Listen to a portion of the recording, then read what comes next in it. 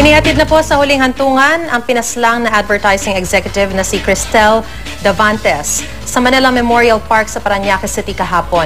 Ang nakaputing t-shirt na may katagang Justice for K ang suot ng mga nakapaglibing kay Cristel Davantes. Ang ilan sa mga nakiramay di napigilang mapaluha. Isa-isang sumulyap sa labi ni Kay ang mga kaanak nito. Bago ihatid sa huling hantungan, nag-alay rin ng misa para kay Kay. Nagpasalamat naman ang ama ni Kay sa lahat ng mga nakiramay sa kanila at sa kasintahan ng kaniyang anak. Maging kay Pangulong Noynoy Aquino at sa iba't ibang ahensya ng gobyerno sa pagbibigay atensyon sa kaso ni Kay. Ikinagalak naman ng pamilya ang pagkaka-recover ng kotse ni Kay na natagpuan sa isang residential area sa Las Piñas City.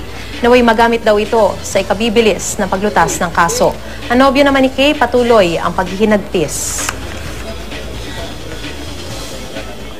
Wala akong masabi kasi hanggang ngayon hindi pa ako kasi ang sakit. Basta sa family, we just want justice, the early resolution of this case.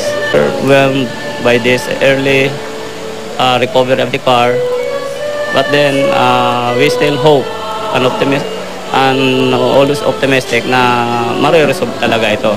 Hindi lang pong hihinto dyan sa recovery of the car.